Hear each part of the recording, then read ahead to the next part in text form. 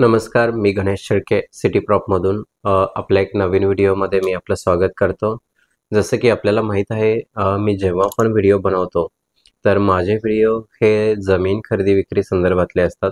ज्यामध्ये जमीन खरेदी विक्रीमध्ये आपली फसवणूक होण्यापासून आपण कसं लांब राहू शकतो, या संदर्भात मी अनेक मार्गदर्शन व्हिडिओ बनवलेले आहेत. जसं की आज व्हिडिओ बनवण्याचं कारण असं आहे, की आपण लोकांनी सिटी प्रॉपच्या माध्यमातून तिसऱ्या महामुंबईमध्ये बरीच गुंतवणूक केलेली आहे. ज्यामार्फत आपण रेसिडेन्शियल प्लॉट, कमर्शियल प्लॉट किंवा गुंतवणुकीसाठी आपण इथे प्लॉटची खरेदी केलेली आहे. तर प्रत्येक व्यक्तीचं एक स्वप्न असतं, की तो जर गुंतवणूक करतोय प्लॉटमध्ये, तर तिथे डेव्हलपमेंट काय आहे? तिथला टाउन प्लॅनिंग कधी येत आहे? तिथली करंट सिच्युएशन काय आहे? किंवा अपकमिंग काय स्टेजेस असणार आहे, ज्यामध्ये त्याला रिटर्न ऑन इन्व्हेस्टमेंट चांगला भेटू शकतो किंवा तो त्या जागेचा स्वतः उपभोग कसा करू शकतो, या संदर्भात प्रत्येकाला जाणून घेण्याची इच्छा असते. तर आपल्या असंख्य अशा ग्राहकांनी गुंतवणूक केलेली आहे सिटी प्रॉपच्या माध्यमातून. तर मी आपल्या सर्वांना काही इन्फॉर्मेशन शेअर करतोय, जे की नवीन अपडेट आलेलं आहे. आपल्याला माहीत असेल की MMRDA मार्फत 2024 याच साली एक GR आला होता. तर त्यामध्ये आपण जर बघितलं तर 124 गावांचा समावेश करण्यात आला होता, ज्यामध्ये उरण तालुका असेल, पेण तालुका असेल किंवा पनवेल तालुका असेल.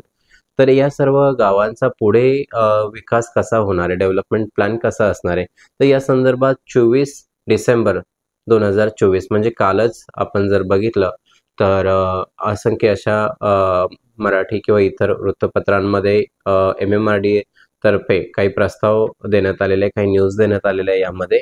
तर मी आपल्याला ह्या गोष्टी यासाठी सांगतोय, की आमचं एक कर्तव्य आहे, की तुम्ही जर गुंतवणूक केली आहे, तर तुमच्यापर्यंत आम्ही माहिती पोहोचवली पाहिजे. तर त्यासाठी हा व्हिडिओ आपल्यासाठी खूपच महत्त्वाचा आहे. आपण हा व्हिडिओद्वारे ही माहिती घेऊया.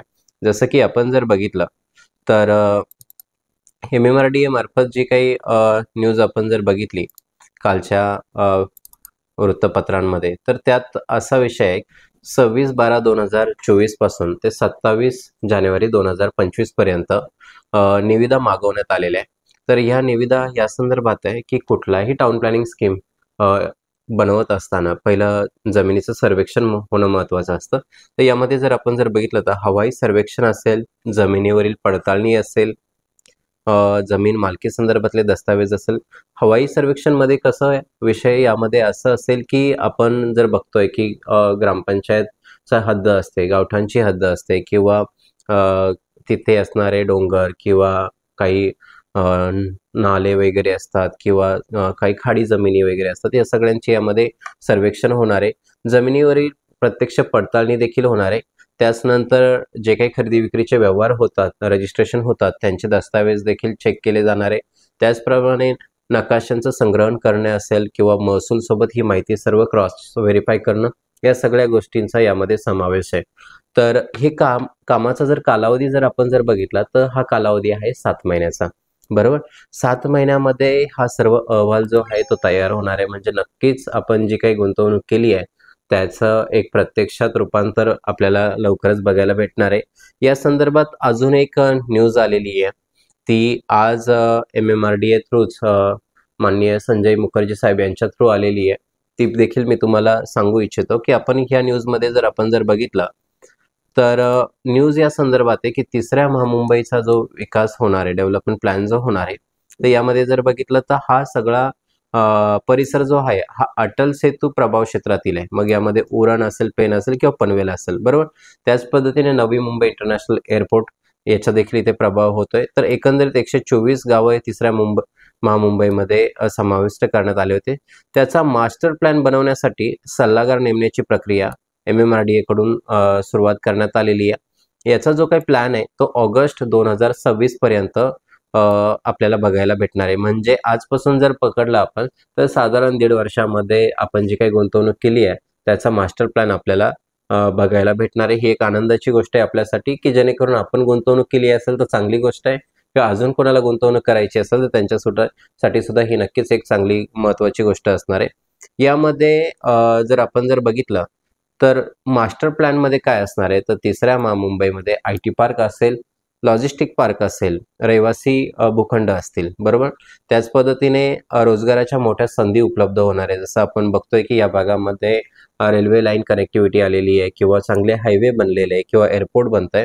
तर ह्या सगळ्यांमुळे जर बघितलं तर नक्कीच इथे रोजगाराच्या संधी उपलब्ध होणार आहे. यामधला जर एक प्रामुख्याने भाग जर बघितला तर 62% जागा ही ओपन स्पेसमध्ये असणार आहे, ज्यामध्ये ग्रीन झोन असेल, फॉरेस्ट झोन असेल किंवा इको सेन्सिटिव्ह भागांचा या देखील यामध्ये समावेश असणार आहे. इथे जर आपण जर बघितलं तर हा पूर्णतः परिसर जो आहे हा पर्यावरणाला पूरक परिसर असणार आहे. तर म्हणजेच इथे कुठल्याही प्रकारची केमिकल इंडस्ट्रीज इथे उपलब्ध होणार नाहीये किंवा कुठल्याही प्रकारचा इथे त्या पद्धतीचा इंडस्ट्रियल बेल्ट येणार नाहीये. तर यानंतर जर बघितलं तर हायटेक इंडस्ट्री असेल, फार्मा मल्टी सेक्टर असेल किंवा बँकिंग सेक्टर असेल, ह्या सगळ्या गोष्टी ज्या आहे या इथं येत आहेत IT पार्कच्या माध्यमातून किंवा इंडस्ट्रियल बेल्टच्या माध्यमातून इथे येत आहेत. ह्या संदर्भातली अजून एक महत्त्वाची न्यूज म्हणजे 2024 मध्येच 15 ऑक्टोबरला या करारावरती मान्यता मिळालेली आहे. हा प्रस्ताव जो आहे तो सप्टेंबरमध्ये सादर करण्यात आला होता. त्याला मान्यता जर बघितली आपण तर 15 ऑक्टोबरला भेटलेली आहे. तर नक्कीच आजपासून 1.5 वर्षामध्ये आपल्याला डेव्हलपमेंट प्लॅन बघायला भेटेल. त्यामुळे आपण किंवा आपल्या रिलेटिव्हमध्ये, फ्रेंड सर्कलमध्ये अजून जर कोणाला गुंतवणूक करायची असेल तर त्यांनी नक्कीच सिटी प्रॉपचा पर्याय निवडावा. यामध्ये आपण जर बघितलं तर आम्ही नक्कीच आपल्यापर्यंत अजून ज्या काही इन्फॉर्मेटिव्ह गोष्टी असेल किंवा या जमिनी संदर्भातले अपडेट असेल त्या नक्कीच आम्ही आपल्यापर्यंत पोहोचवत राहू. धन्यवाद. City Prop. First registration, pay later.